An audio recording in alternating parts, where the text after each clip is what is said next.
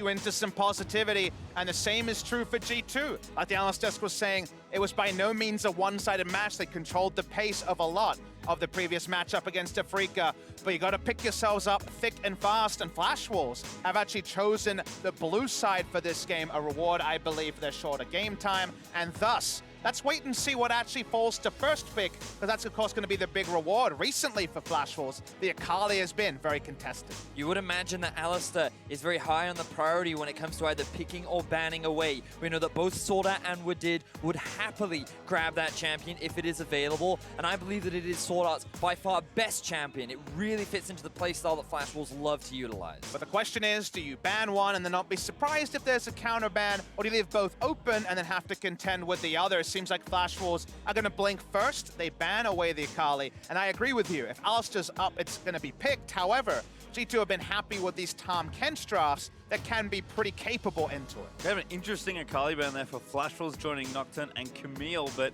G2, I think, have to decide kind of between Alistar or Urgot. We already played against Alistar too soon.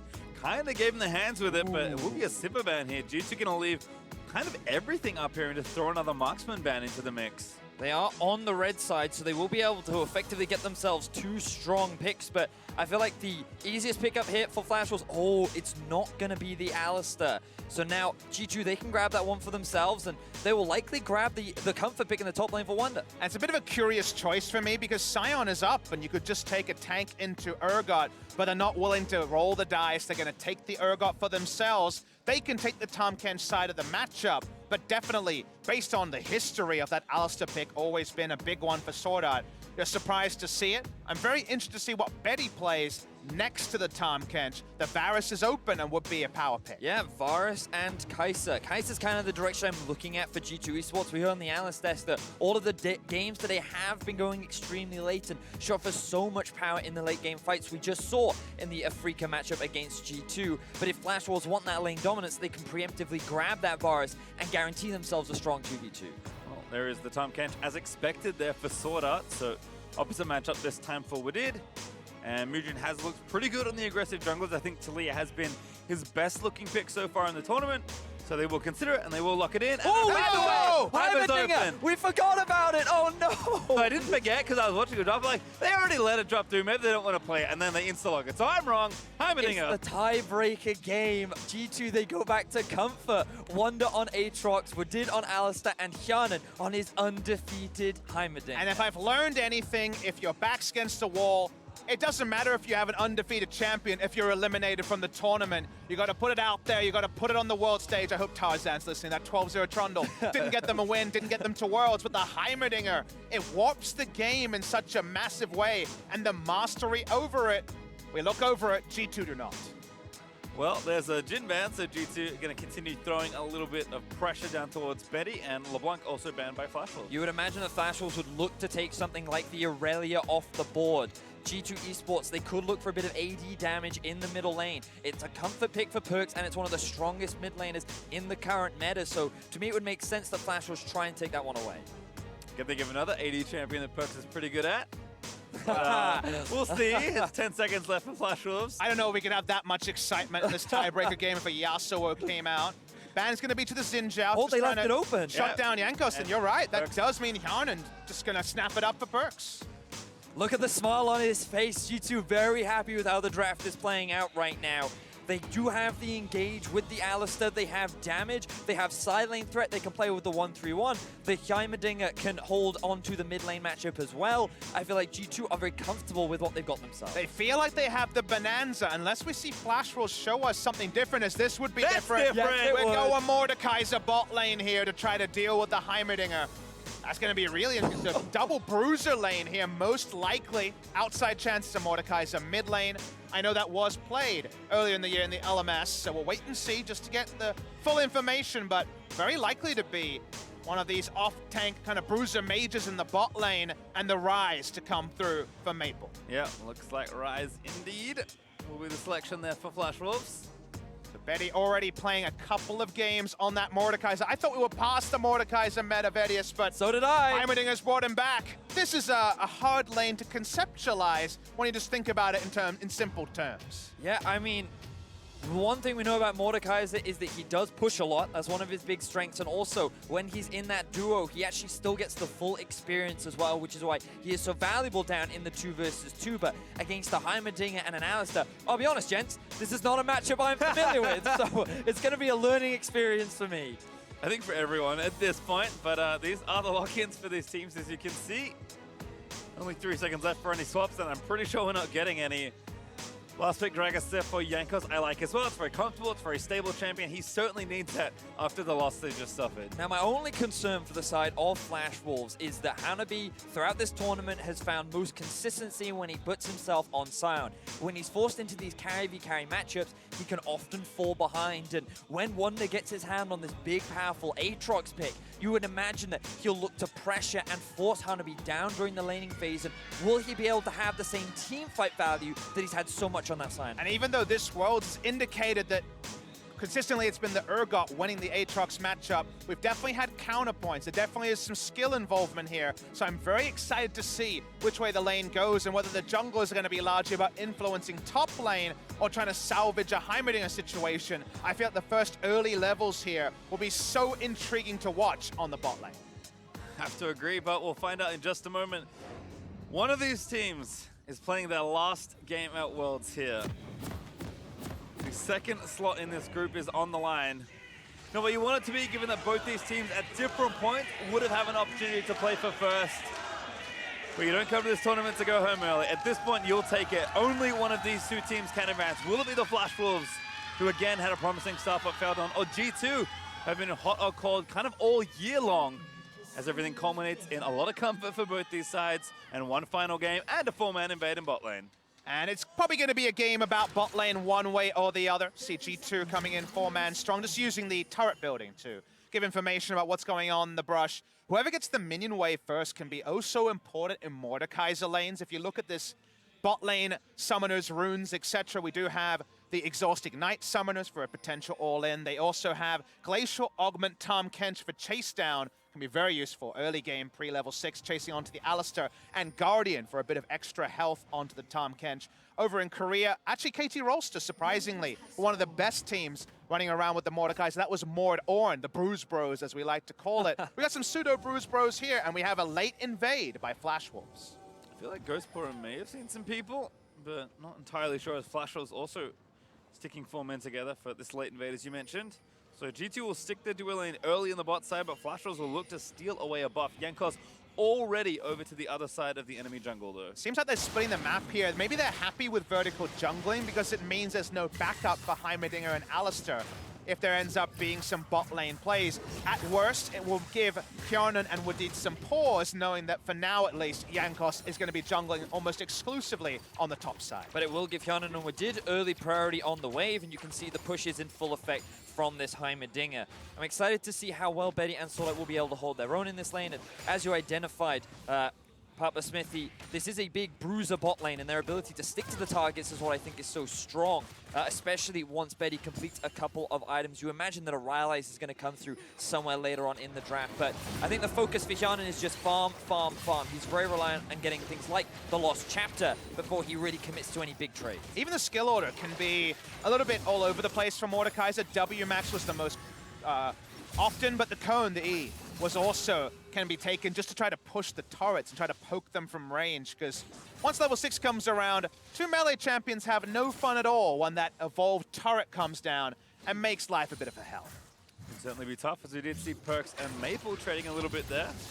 Good stun there from Kjarnan, though. Does get the laser charge up. Wadid kicks Sword Art out of the way.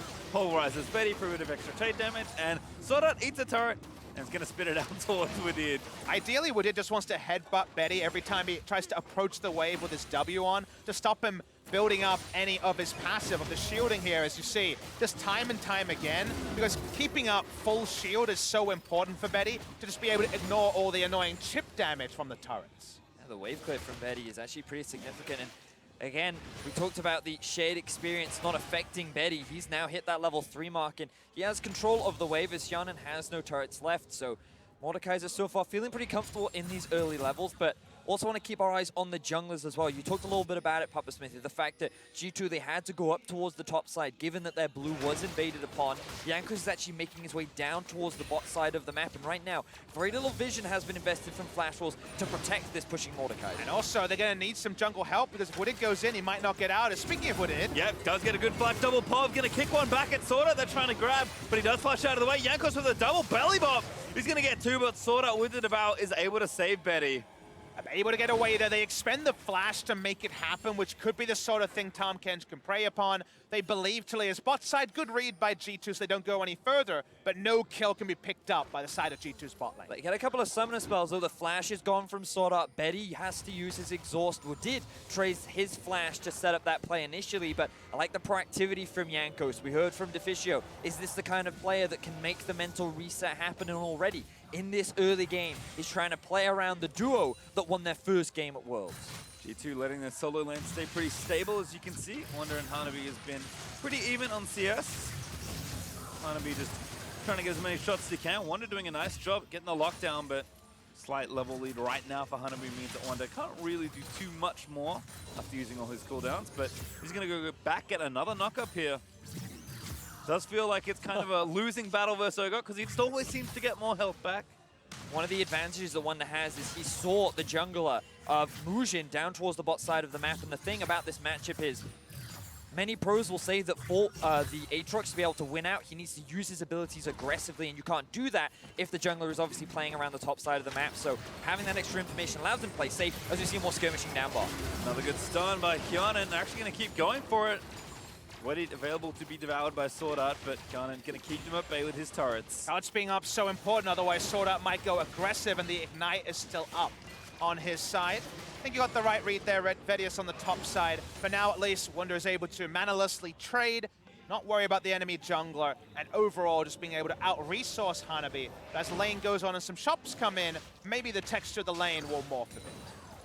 Speaking of, not too sure exactly what's going on in bot lane, but it does feel like Mordekaiser is able to, again, using that experience, uniqueness in the bot lane, and also just some generally good pushing power, is at least keeping them back towards their turret, although the CS is staying even. Perkz also dancing around, looks for a quick stun onto Maple, but does not grab it. But again, gets out safely without taking too much in the trade. Imagine he's a couple of minions away from level 6, which is why he made that play. And yes, discussed the ping as we mention it. Perkz happy to bide his time, has the Ignite in this lane, no cleanse coming through. Very much focused on the solo kill. It's one way to lead your team from the front, and it's the way that Perkz always seems to try to lead G2. Yeah, he was a big carry earlier in the day. His Akali was why they were able to get that comeback win against PvB. His Lissandra not quite as impactful in their earlier game against the Flash Wolves, but now that he is back on a carry, I feel like that he's back in his wheelhouse. He's in a position to lead his team to the quarterfinals for the first time in G2 esports history. But there is still a very angry Flash Wolf standing in their way as we see a bit of jungle attention down towards the bot side. See what can get done here by Mujin. Jankos also in the area near the blue buff. But Talia just going to walk in and check it again, pushing bot lane. Gives him a lot of freedom. Vanguard's Edge onto Maple. Perkz apparently just showing off. We'll call it a zoning ultimate Yep, there. we'll do that. Just wanted to see, just try. Realized he was under turret, so wasn't going to make any plays. It's kind of damned if you do, damned if you don't with Mujin in particular, because you always want to come bot lane either to gank or poke away the turrets. Speaking of it, which... Again, when he kicks away Betty with that shed shield on. Perkz again going in onto Maple, but he already used his ulti. Good amount of damage, both running low on mana as well, so Perkz just trying to be a nuisance. Maple doing pretty well in the 1v1 though. Even after Perkz is playing as aggressively as he is, he stayed even in farm, and he's able to pick up his tier as well. He did use his TP earlier on in the matchup, but now Jankos is actually hanging around. He's just getting a bit of vision towards the bot side, but Mujin is here to help with the wave clear as well. No mana, so just a recall timing for Maple. That's going to be something Perkz can take advantage in to get a good recall of his own. Might be Hexdrinker or Merc Treads the first purchase. Top lane is completely even, so 8 minutes in, no closer to knowing if it'll be G2 or Flash Wolves joining Aatrox, joining a Freak of Freaks. It's been a long day already. Aatrox. In the next round. And what a crazy day it has been as well, because when you kind of look at how things have played out, G2, for all intents and purposes, should have been knocked out of this group. And if it wasn't for PvB bringing in their sub-jungler, finding the upset win against Flash Wolves and giving G2 this other opportunity, it would be Flash Wolves locking in that quarterfinal. And I think we actually have to talk about the fact that the Drake did not go to the side side of the Mordekaiser team. When we had that Mordekaiser meta earlier in the season, we understood that if the Mordekaiser team was able to monopolize Drake, get the Ghost Spirit down, suddenly those turrets quiver in fear. Just a single breath from the Drake, you take the turret and you rotate from there. If you lose the Mordekaiser Ghost, if you can't pick up any of the Drakes, it does slow down the advance and makes Flash Wars much more accountable in the 2v2. And I will say that I like that G2 are at least drawing people down to the bot sides. It's giving Perkz more agency to play aggressive, and this is Hyunrin Wadid's wheelhouse. Just play on the bot side, try not to die, and absorb whatever pressure comes your way. Jankos, though, also been pretty active alongside Mugen, but First Blood still available for the taking as Hanabi is roaming, and this might even be a lane swap here. Ooh. Seen this once already from Flash Wolves. So he sees a Negatron cloak purchase come out of Perkz, might be a delayed Wits End later, and they just say, okay, that's, you know, the better part of 750 gold spent on Magic Resist. That's lane swap it. Speaking of lane swaps though, Perkz and Jankos are looking for a gank up top. Maple looking like a tasty target. This is apparently the solution. You lane swap with me, we dive you into the tower. Well done to Pop Jankos with the belly bump. Vanguard's edge, and Perkz surfs in for First Blood. Gotta love it when a plan comes together. Attempt made by Flash Wolves, but that little caveat of there being a roam opportunity from Perkz allows them to pick up the First Blood, and no answering kills available for Flash Wolves. But now Mugen heads towards the bot side of the map. Mordekaiser, another champion that's really great at setting up these dives. And now with 3 members towards the bot side and no response from the G2 top half of the map, Flash Wolves will be able to zone Hyunrin and Wadid away from a full wave of farm. Nice job there, but Hyunrin actually just picked up one with a grenade, so barely able to clip one as we'll watch this one again. Despite being seen in vision, Maple, not much he can do here. I don't believe he saw it, given that he actually all walked forward for another CS, but by the moment it was fully revealed, there was only going to be one result. Perkz picks up the kill, which will definitely accelerate his build. Flash Wolves are feeling so pressured around the bot side, but nice little pathing for a counter gank by Jankos. Forces Mugen out and means no change in the 2v2. So a slight early game goal lead going in favor of G2. G2 are going to continue with the standard matchups that they've been given now, with Hanabi now playing up against Perkz. That hasn't changed his aggressive tendencies. And interestingly, Jankos is actually just investing everything towards the bot side of the map. Mugen is still here, and Jankos needs to respect that. So I tried for a flash play, but the proactive flash there and the body slam is going to be easy enough to announce it. That seems like a nervous play by Sword. He's trying to play a make. He's trying to take advantage of the 3-hit passive, but doesn't find anything. And good result by Jankos to just know, I'm out of here. Don't want anything bad to potentially happen. So let's get a summoner out of Sword Art as a result. As looks like the dual lanes will be resetting in just a moment as Hyunrin Wadid do push that last wave in.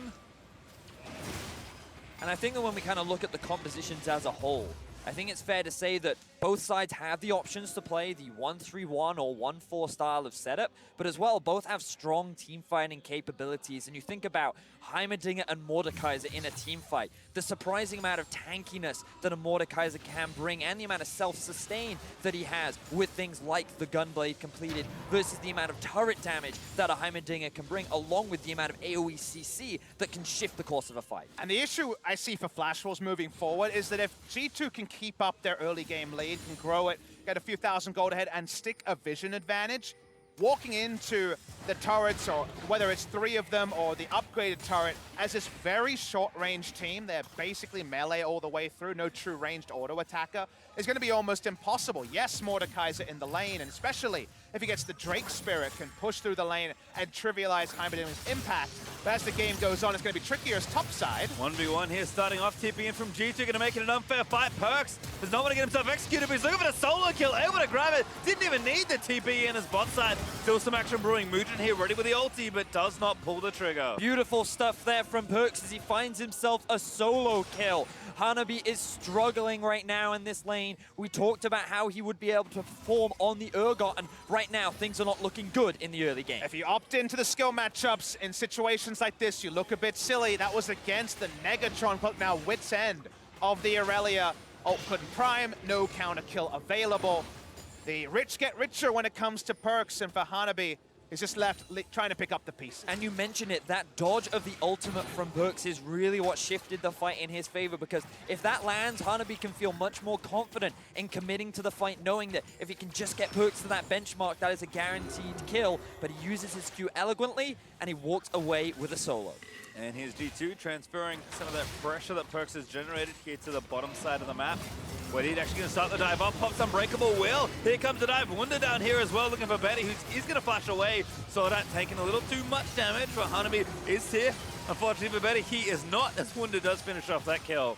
Bit of a cleanup crew here for G2. They can't get a second kill just yet. Swordart in the rush, but they can't get him in time as he actually Abyssal Voyages out towards G2's turrets. Wadid wants it. Flash, auto blast cone. Swordart's booking it in towards the base as fast as his little legs will go. Wadid has Bloodlust in his eyes. He's going after Swordart. He does have the boots of mobility. I don't know if he can catch up, though. I don't think so. I think Swordart has successfully executed, indeed has done so. Wadid just celebrates by dinging the cowbell. Gotta give him the cowbell when scenarios like that. G2 went for the turret. I assume they would just use the ult to try to represent turret damage. I often see Hyaonan just drop the ultimate and see how the enemy reacts, but they go for the full-on dive because Wunder is coming down, as we can see. The play starts off innocently enough, but the moment that Wunder is able to walk down, Wadid starts to engage, and while they don't get the maximum, it's another positive play by G2. It certainly is, and they're even able to get the teleport out from the Urgot as well. And what a great casket from Jankos. His early game has been sublime, finding a lot of good opportunities, been involved in a lot of the early kills, and things are starting to devolve for Flash Wolves in the early game. This Aurelia Perkz in a side lane is extremely strong with a fully completed item and the team off the back of that. Wunder is picking up early kills, and up against Hanabi, it feels like that he's the one with the pressure advantage. And Flash Wolves, now with the Rift Tower, looking to finally get some control back on the map. And while usually we focus on the Rift Tower taking a turret, I want to see them find a way to get this Infernal Drake and get that first Ghost out of the Mordekaisers. Might be getting pincered here. But Brewing Maple barely able to flash out of the body slam from Jankos, who did expend the flash as well. But still, that ever-important Drake is available for both these teams. G2 do want to try and fight for it. Chains latch, but only hit Hanabi, who's pretty tanky at this stage of the game. We see that Hyaonan is still pushing out bot. Perkz will ideally like to push this mid lane out, but Ryze versus Aurelia, you've got to respect the range disadvantage that you're at, meaning that Flash Wolves will be able to move back through the river, try and reclaim some vision control before the Drake kicks off. This is probably only possible because Heimerdinger is showing. Obviously, if he was in the river, he'd be setting up a turret line that Flash Wolves are not set up to walk through. They're giving up and ceding control around the Drake. Let's see if they can actually find an angle of approach, because for now, this seems like G2's to pick up. Yeah, Wadid is trying to play defense, but the Drake will go down more than fast enough. As G2 do pick up their second Drake of the game and again deny it from the Mord. And they're showing a lot of control, but mid. Yep, looking for it here. Perkz does get the disarm. Vanguard's edge already there, and Wunder just there onlooking does get an assist, but Perkz basically did that himself. It's looking too easy to try to take down this Urgot who's getting rotated on, despite being one of the most contested picks in the entirety of Worlds. Maple, in the meantime, picks up some farm, but to what end? And you can see that Perkz really wants this. For the last 2 years, G2 have failed to qualify out of the groups, often being considered one of the favorites to make it into the quarterfinals. But with a new roster this year, with only Perkz remaining in this quarterfinal matchup, he sits on a 3-0-0 Aurelia against the Flash Wolves, and G2 as a team are looking for more. He's the franchise player, and right now he is playing like it, as G2 will actually get themselves the trade-in turret this Hyaonan puts the final candy cane on that one. Flash Wolves did get the extra goal, but G2 are actually up 3,000 gold thanks to those kills. And of course, they have the 2 Drakes that are not reflected in the gold lead either.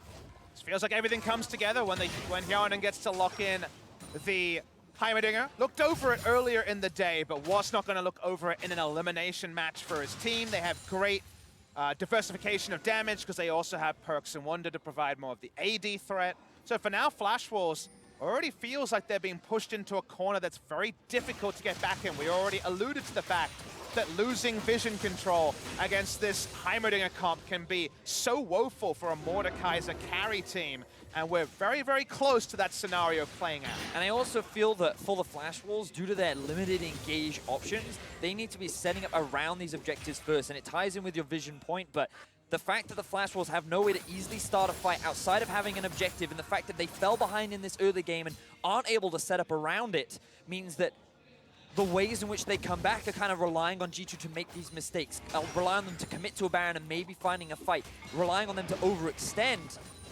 Otherwise, slowly, G2 will gain more and more control. European fans should definitely be confident about the position their team is right now, but we know how quickly those scenarios can change. Very true. It feels like G2 control their own destiny, as all Flash Wolves can do is plonk down some control wards and hope G2 comes to them. If we've learned anything today though, Papa, fates turn real quick in best of ones here, especially when so much is on the line. G2 though, are trying to get things pushing through the midsection. Hyanan is doing his typical thing of hanging out in mid lane and pressuring some turrets. But he doesn't have much to care about, just falling in with what Vedius said. He sees Mordecai as a Tahm Kench.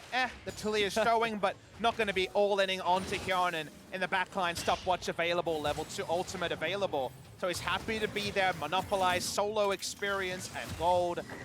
G2, in the meanwhile, just claim the blue buff, just play it all standard, and there's very little Flash Wolves can do to impact this damn Heimerdinger. Hyanan's like quietly 1v2ing this lane at this point, as we did. We'll actually return to the mid lane and again cheer on his lane mate by dinging the cowbell once more. Pasty Time, do you remember the last time we cast Heimerdinger in an elimination game? Do I ever? It was 6 years ago, but damn, was that a good years hit. ago. That was Mandu, baby. Pu Mandu on Wow. the jungle Yeah, Heimerdinger. fine. That's a throw at Jungle Heimerdinger? That was a Kind YouTube of. video that got a lot of hits. Yeah. You can watch that one later. Let's focus on the fate of Europe and the LMS right now. But the irony is not lost on me. No, and there's the big turret from Hyanan. This was not around last time we casted this champion, but turret damage is still good. Does chip away, and again, Hyanan can rinse repeat. Basically, if this holding pattern stays, G2 should be happy. And see, Perkz once again looking for pressure. TP's in, Abyssal Voyage. Perkz maybe a bit too far. Good flash over the wall. Jankos there, but he's wanted to try and play cleanup on the other end of the fight. Wadid's come over as well. As the fight looking decent, Betty is going to get chained up, but does flash the wall to safety. A bit of a messy fight there from Perkz as he initiates before his team is ready to follow up. Fortunately, Jankos' barrel could offer the disengage, but neither team could really commit due to the awkward situation that they were in. And the sort of scenario where snowballing in the early game allows you to spare your blushes a little bit ends up being a trade of summoners between Perkz and Betty, but they crucially get the objective, and that's the more important thing. We're able to look at the top of the screen and remind you, we already mentioned G2 being stuck at groups a couple of years in a row. Flash Wolves, for all their heroics at MSI and all that we built up around this team, they looked so comfortable coming into the day, but it's 2015 since they got out of the group stage. And you think about how both these teams started this group stage. Flash Wolves off to a dominant performance. G2 very quick to catch up, and many considered Afreeca not being able to bounce back. But after their 3-0, it is now both these teams with so much hope in their eyes to make it further in the World Championship that I have to fight for that final spot. Well, we're about to have something spicy come up in the Dragon Pit in 50 seconds. Infernal number 2 is ready. And again, the Mordekaiser team has not gotten a single Drake so far in G2. Well, it might be nice to get yourself an objective and deny it away from the enemy team. You're still stacking Drakes at this point as well. I mean, G2 is just plain sailing. I think Vedius and I have to think about, you just look at the page and see CS lead for Aatrox, CS lead for Aurelius, CS lead for Heimerdinger, and map control in general. We already outlined the low engage. To me, it's just go back, buy 9 control wards, and try to make the enemy come to you, because these scenarios don't seem to be suiting Flash. Ult missed again. Perkz, though, he's getting chased down, but he's going to have to zip back to the wave, and he's out. Ooh, kind of. Mugen's here. Abyssal Voyage in. Perkz going to have to play some real theatrics to try and get out of this situation. Cannot do it, though. It's shut down by Mugen, but it's worth a mid-turret. But they even bring in the Abyssal Voyage just for a front row seat to Perkz finally dying. Flash Wolves feel good about that, but they lose the mid lane turret, and it doesn't change the state of the map. But look at the pings. Flash Wolves realize the situation that they're in, and with Perkz gone, one of the main gold holders of G2, Flash Wolves are just going to force the Baron. That ward to the left of Baron, though, may give G2 the information they need to really put a stop to this play. Hyanan throwing in grenades. Here's Wadid in the mix of the fight. Hyanan just trying to poke them out of the way. And again, they're going to try and go for it here. Wadid a little too low, but they do get the pick on Hanabi. Maple trying to flank around, but now Hyanan's going to face tank for his jungler as Wunder with the World Ender still looking decent there. Oh, the knockup was almost there, but he didn't have the third. They will take down Maple. Now Wunder has to book it, but he's still safe for now. Mugen Flash Q will pick up the cap on that kill. And Perkz just won't die. He's the biggest traitor to G2 as he's so close to killing Wadid. But G2, they actually stop the Baron, they find 2 kills, ends up being overall 2 for 2 if you count the loss of life of Perkz. But for now, G2, they hold the line and Flash Wolves aren't able to get anything back. And we finally saw that sliver of hope for Flash Wolves. Finally, G2 had to come to them in an outnumbered situation. However, it could only delay the Drake take. It still is terrain controlled by G2. So Hjarnan and Jankos take down the second Infernal for G2. Continue stacking their advantages as we watch this one again. And the thing for Flash Wolves is, remember that Ryze isn't even in this fight yet. They have Perkz as a ghost, and Wadid, he's pretty separated from the rest of his team, but Hjarnan isn't untouched. The fact that Wunder can get into the thick of things is great for G2, but Mujin is sitting on the back line. Maple then arrives. The problem is, the rest of the Flash Wolves have to commit to killing this turret before they can really kill the rest of G2. And then they realize that there is a very fed and strong Aatrox in our face that is just too difficult to deal with. And Maple's really in that unenviable situation of, do I try to be another frontliner for my team that's already overloaded with those, or flank and force Hjarnan to disengage? He makes the secondary choice in the end. It's a bit of a line ball as to whether it's the right call, but speaking of right calls for G2, the pressure is still on. Ulti there from Sword Art again, but very defensive to try and save this turret. Hjarnan again with the grenades, just going to keep the siege going here for G2. Gold lead still looking pretty strong. They're up about 3,500 as they're building in towards their second items for the most part. But still really yet to break this game wide open. Baron being available is always nice. G2 stacking Drakes is good as well, but game is bounced pretty precariously, Vedian. Now, there are no TPs anywhere on the map right now, and Wunder, he could be caught out. Realm Warp, gonna look for him. Will end up pop, tries to get out of there, pops the chain, doesn't have flash. That's gonna be a kill, you have to think. The Resurrect is there. Can he make it over the walls? Not even gonna try as Maple able to finish that off. And I was about to mention, one of the few things G2 can't do is walk up as a single member, because that's really all Flash Wolves are able to put together their team comp to do, is kill the one person in the front. They want to focus on a Rune Prison, the Urgot ult, and the Mordekaiser ult to make it a 6v4 fight with the Ghost. In this case, they're able to do that just too far forward from Wunder. He's been caught a couple of times today after what was such a flawless performance earlier in Worlds 2018. It doesn't change the game, but they still have to reset as Maple. Jankos with a big play, doesn't quite get him over the wall with the cask, and the rockets don't quite reach.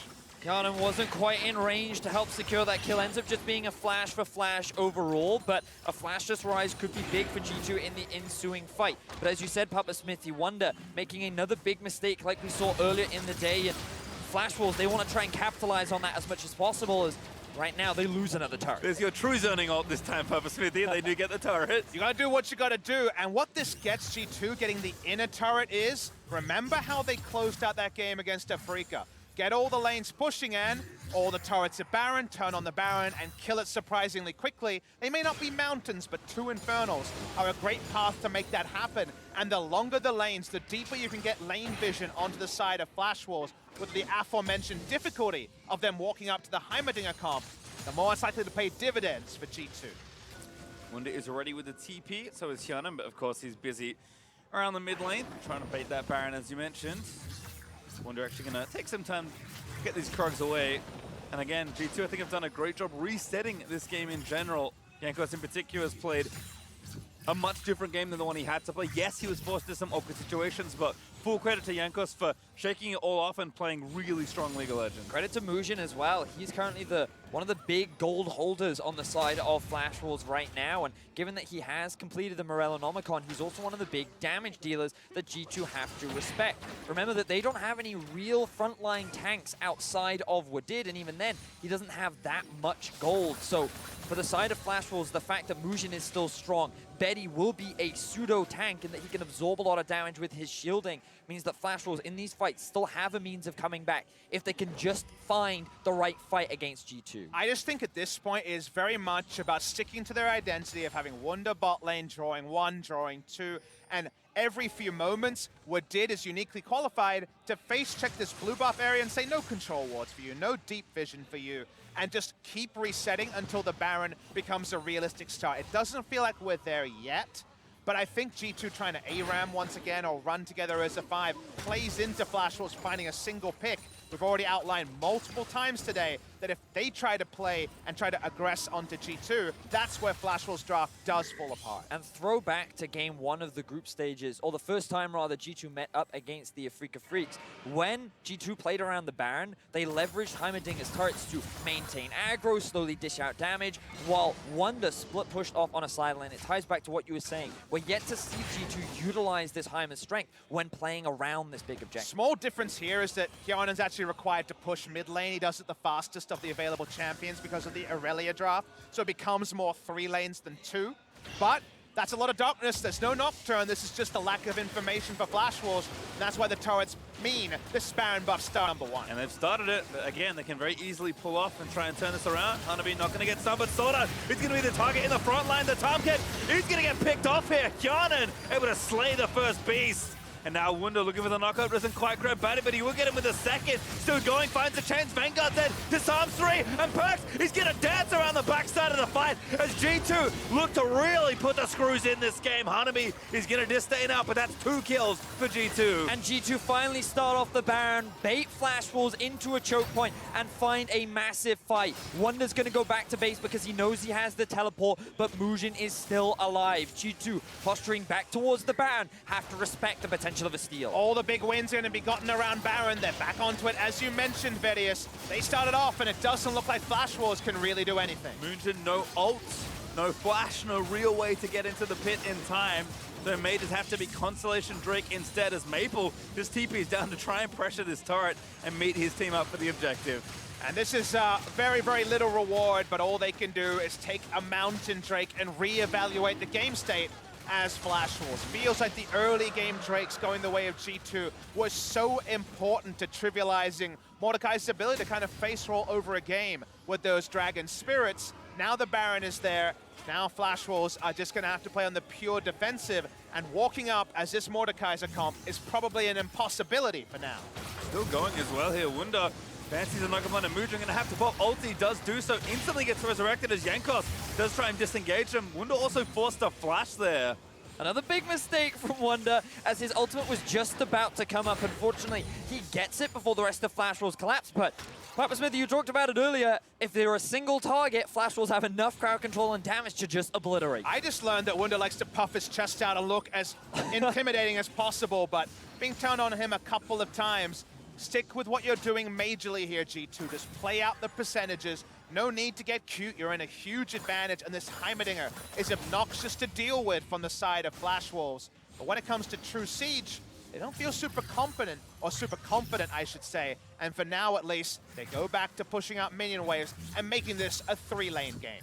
And again, Kionan's Heimer is comfort. Wunder maybe playing a little too overeager, and Jankos has short up a lot of what we've seen in his mistakes earlier in the tournament. But Perkz, again, he's the first to level 18.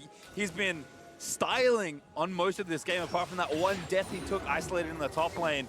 He had a great caster game last game, despite the loss to Afrika. It does not surprise me that I assume the captain of G2 is really looking to rally his team into this quarterfinal. I gotta say, the hard counter to Mordekaiser is definitely Baron buff. He walks up, does 10 damage to the minions, and he's like, well, sorry guys, I tried. Well, G2 now, they're pushing on all 3 lanes. Flash Wolves, their hopes of making it to a quarterfinal are quickly disappearing as G2 pressure towards the base. Lane assignment here is fantastic. Nothing Mord and Tahm Kench can do. Aatrox is being able to shrug off Rise damage and poke at that top inhibitor turret as well.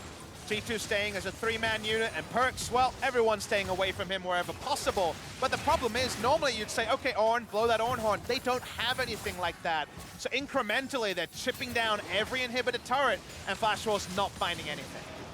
It's not going to take long for G2 to find themselves 10,000 gold up and one of these inhibitor turrets broken, if not multiple, perhaps even at the same time. Still 50 seconds left on this Baron.